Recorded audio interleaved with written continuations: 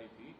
आज प्रधानमंत्री मोदी की टेलीफोन पर ईरान के राष्ट्रपति से बात हुई और प्रधानमंत्री मोदी ने बातचीत कूटनीति के जरिए क्षेत्रीय शांति सुरक्षा को बल दिया। इस पर आपकी क्या राय है? नहीं, देखिए, भारत की जो भूमिका रही है, अगर हम इतिहास को उठाकर देखें तो हमेशा हमने शांति के लिए काम किया है, मध्यस्थता का काम किया है। कोशिश हमारी हमेशा रहती है कि विश्व शांति में हम योगदान करें, लेकिन कहीं कहीं हम सफल नहीं हो पाते हैं, हमारी बात नहीं सुनी जाती है। लेकिन बुनियादी ऊपर नॉन अलाइंड जो मूवमेंट था, वो मूवमेंट ही इसीलिए था कि जो भी बड़े देश हैं उन पर एक दबाव बनाया गया और भारत उसका नेतृत्व करता था। लेकिन अब वो ख़त्म हो चुका है। निर्गुट जो सम्मेलन था या जो आंदोलन था, लेकिन प्रधानमंत्री ने बात की है, अच्छी बात है। कोशिश हमारी तरफ से होना चाहिए कि ईरान, इसराइल और अब तो अमेरिका उसमें सीधे कूद चुका है, सबसे बात करके इस मामले को दिखाए। जो कि अमेरिका की तरफ से जो हस्तक्षेप किया गया है इस जंग में, वो यूएन के जो चार्टर्ड है, जो उसका एक कहा जाए कि प्रोग्राम है, तो फंडामेंटल रूल है, उसके खिलाफ है। लेकिन इस बीच अमेरिका के बाद ईरानी राष्ट्रपति ने मोदी को कॉल किया और भारत को एक सच्चा मित्र बताते हुए अमेरिका की एंट्री पर ऐतराज ईरान ने जताया है। बिल्कुल,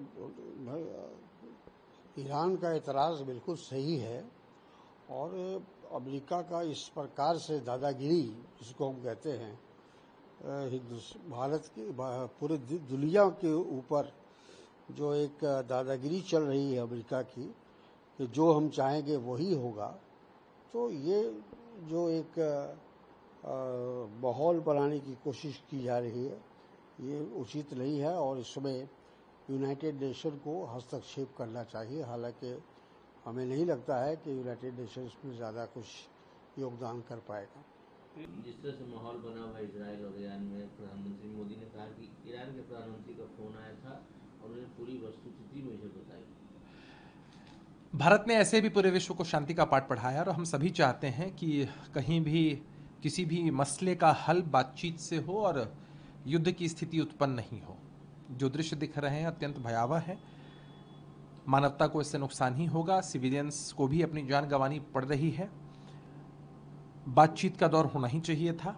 हालांकि हमारी एक विदेश नीति है और प्रधानमंत्री जी को ईरान के जो राष्ट्रपति हैं उन्होंने सारी स्थिति से अवगत कराया है। निश्चित रूप से इसका जो रुख है और आगे की जो अद्यतन स्थिति रहेगी भारत की, वो बहुत जल्द विदेश मंत्रालय की तरफ से स्पष्ट किया जाएगा। करारा प्रहार किया है और कहा है कि जरा एग्जामिनेशन बताइए, कोई भी जिसका पेपर नहीं लीक हुआ हो, और जो शिक्षा पॉलिसी उस पर उन्होंने सवाल किया। बहुत हास्यास्पद लगता है। तेजस्वी जी उस शासनकाल को रिप्रेजेंट करते हैं जहां चरवाहा विद्यालय का दौर था, जहां इंजीनियरिंग, मेडिकल, पॉलिटेक्निक, नर्सिंग की पढ़ाई नहीं होती थी। वो दौर सबको याद है जब बीपीएससी में अध्यक्ष ऐसी चीज़ों में संलिप्त होते थे। और ये नीतीश कुमार जी का शासन है जहां बीपीएससी के चेयरमैन तो को अरेस्ट होना पड़ता है, कोई गड़बड़ी करता है तो उस पर भी केस मुकदमे होते हैं, उसको सजा मिलती है। मोदी साहब ने बोला है कि बात किया है, तो क्या बोलेंगे इसके? देखिए, देर आए दुरुस्त आए, और हमेशा से जब कांग्रेस आपको पुश करती है, कांग्रेस आपको समझाती है, तब आपकी नींद खुलती है। अभी मैडम सोनिया गांधी जी जो हमारी सीपीपी चेयरपर्सन है, उन्होंने अपना एक आर्टिकल लिखा था और कहा था जो सरकार, जो अमेरिका ने अटैक किया ईरान पे और चुप्पी साधी हुई है, तो अपना पक्ष सरकार को रखना चाहिए।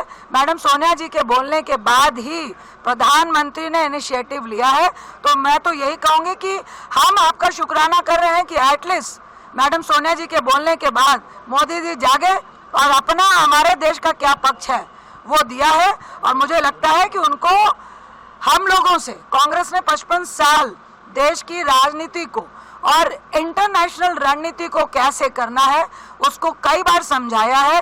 पीछे भी जिस तरह की गलतियां की है, हमारे देश को, देश की महत्ता को समझते हुए मोदी साहब को सलाह लेने में कोई भी अहंकार नहीं रखना चाहिए। प्रभातखबर.com, विश्वास वही, रफ्तार नहीं।